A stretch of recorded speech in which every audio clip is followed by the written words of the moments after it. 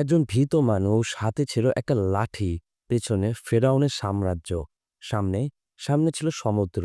আজ আমরা জানব কিভাবে আল্লাহর একজন ভীত নবী সাহসী হয়ে উঠেছিলেন, কিভাবে লাঠি হয়ে গিয়েছিল মজেজা, কিভাবে ভয় পেও না হয়ে গেল একজন উম্মার শিক্ষা।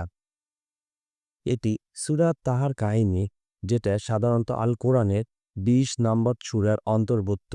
এটা মক্কায় নাজিল হয়েছে যখন রাসূল সাল্লাল্লাহু আলাইহি ওয়াসাল্লাম চরম কষ্টের ভিতরে ছিলেন, নির্যাতন, উপহাস এবং অস্বীকৃতির মধ্যে। আল্লাহ স্মরণ করালেন, আপনি একা নন, আপনার আগেও নবী ভয় পেয়েছিলেন, কিন্তু আল্লাহ তাকে শক্ত করেছেন।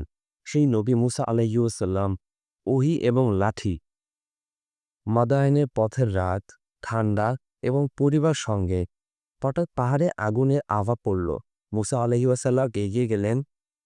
এরপর ডেকে উঠল, হে মুসা, এটি ওহী। আল্লাহ বললেন, নিশ্চয় আমি আল্লাহ, আমার ছাড়া কোনো উপাস্য নেই। আল্লাহ বললেন, তোমার হাতে কি? মুসা বললেন, এটি আমার লাঠি। লাঠি নিক্ষেপ হয়ে গেল সাপ। মুসা ভয় পেলেন। আল্লাহ বললেন, ভয় পেও না, আমি তোমার সঙ্গে আছি। পরে তাকে ফেরাউনের কাছে পাঠানোর দায়িত্ব দেয়া হলো। ফেরাউনের সামনে ফেরাউন দাবি করত, আমি সর্বোচ্চ। মুসা বললেন, আপনি কি পবিত্র হতে চান?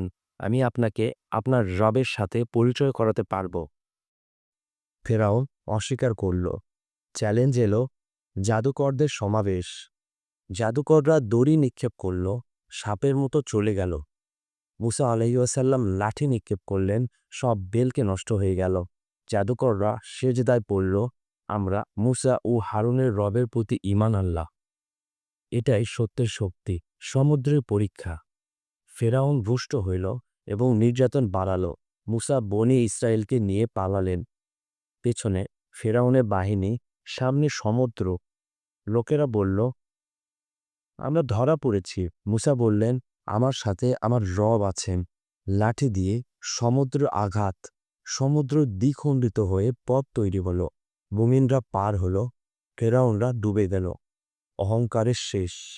ফেরাউন ডুবতে ডুবতে বললে, আমি ঈমান আনলাম, কিন্তু দেরি হয়ে গেছে।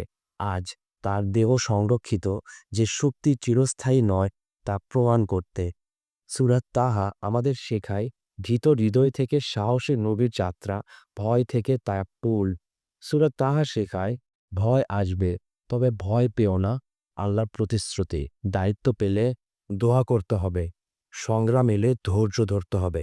কিন্তু যদি বলি, আমার সাথে আমার রব আছেন, আমাদের সমুদ্র পথ হয়ে যাবে। এটাই সূরা তাহার বার্তা। ঠিক এরকম আরও ভিডিও পেতে আমার চ্যানেলের পাশে থাকো। পরে ভিডিওতে দেখা হবে। ধন্যবাদ।